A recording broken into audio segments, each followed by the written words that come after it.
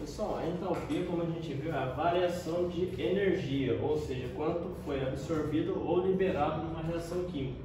Quando a gente tem mudança de estado físico, por exemplo, da água, quando a água ela passa do estado sólido para o estado líquido, ela precisa absorver calor para que ocorra essa transformação física. Então, ela precisa, no caso de uma molécula de água, ou seja, um mol, ela precisa de 6 kJ de energia para que ela se transforme do estado sólido para o estado líquido. E se a gente for fazer o processo inverso, a gente precisa liberar 6 kJ de energia. Então, só que a gente tem que ficar atento sempre à temperatura, porque se a temperatura estiver abaixo de zero, ela vai precisar de mais energia para conseguir chegar a 0 graus para depois transformar em estado físico. Então, ó, tanto o processo direto quanto o processo inverso, eles vão absorver ou liberar a mesma quantidade de energia, mas dependendo da temperatura. E no caso, quando ela vai se transformar do estado líquido para o vapor, ela precisa absorver 40,7 kJ de energia. E no processo inverso, liberar 40,7 kJ de energia, claro, a 100 graus Celsius. Só, ó, se vocês forem reparar, olha a diferença de um processo para o outro. Sabe por que isso acontece? Porque quando a água está se transformando em vapor, a gente tem quebra de ligação de hidrogênio. E como a gente viu ano passado, as ligações de hidrogênio são ligações muito fortes. Então ela precisa de muita energia para ser quebrada. Por isso que o processo de transformação de líquido para vapor demanda muito mais energia do que de sólido para líquido. Então aqui a gente tem um diagrama que representa como que é a variação de entalpia. Claro que a gente não consegue calcular quanto que é a entalpia do estado sólido e quanto que é a entalpia do estado líquido. A gente calcula a variação.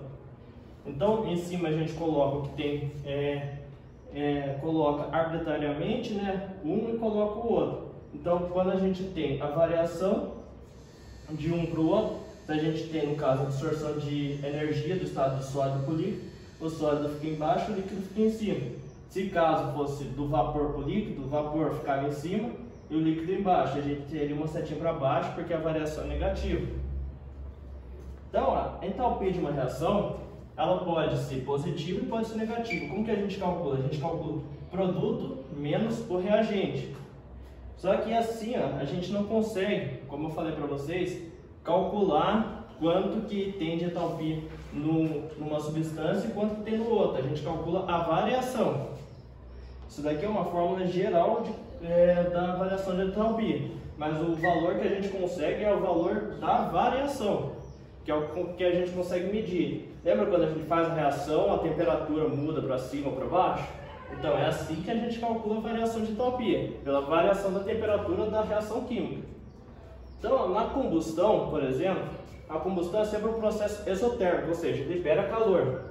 Como que a gente faz a combustão? A combustão ela é o combustível mais o comburente. O comburente é o que? O O2, que vai liberar o produto.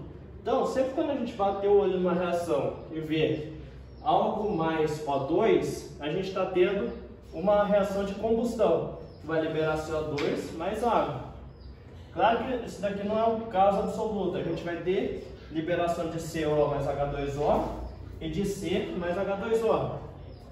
Isso daqui é um processo de combustão completo.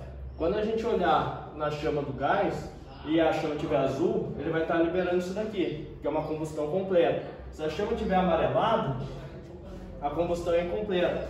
Ela libera monóxido de carbono e H2O, ou também carbono sólido e H2O. Esse carbono sólido aqui é a fuligem que a gente encontra. Então, ó, num processo de combustão, a gente consegue ver, pela variação de entalpia, qual o melhor combustível que a gente tem. Ó. No caso de metano, se a gente fizer a reação aqui, ele vai liberar 890 kJ de energia. Só que se a gente fizer para 1 gramo, porque a massa molar de metano é 16 gramas. Se a gente fizer para 1 gramo, a gente tem essa liberação de energia. Se a gente fizer para gasolina, para etanol e para hidrogênio, a gente vê que o combustível que mais libera energia é o hidrogênio. E olha que engraçado, quando a gente faz a combustão de hidrogênio, só libera água, ele não libera CO2. Então, é um combustível limpo que libera bastante energia. Por isso que está sendo muito falado hoje em dia do hidrogênio verde. Porque se a gente queimar o hidrogênio, a gente vai liberar água. E vai liberar muito mais energia do que a gasolina. Então, pessoal, a gente também tem a entalpia de neutralização, que é o que? Quando a gente junta um ácido com uma base e vai também liberar energia. Por padrão, é sempre 13,6 kJ. Então, quando a gente faz uma reação de neutralização, a gente consegue liberar energia também. E a gente tem a entalpia de formação, que é o que? Quando a gente pega substâncias simples, ou seja, formadas por átomos de um só elemento, junta elas e forma uma substância composta.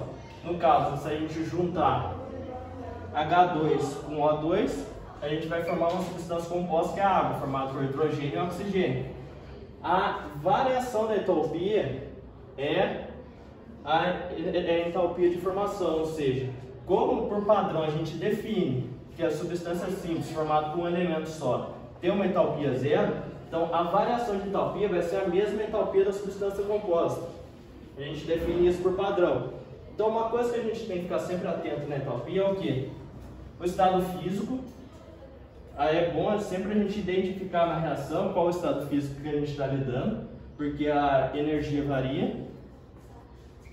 A gente tem que também ficar atento à alotropia. Se vocês lembrarem, alotropia é o que? Substâncias com a mesma estrutura, só que, por exemplo, a gente tem carbono e tem o grafite, que forma grafite, que forma o diamante. Eles são a mesma substância, só que eles têm estruturas diferentes.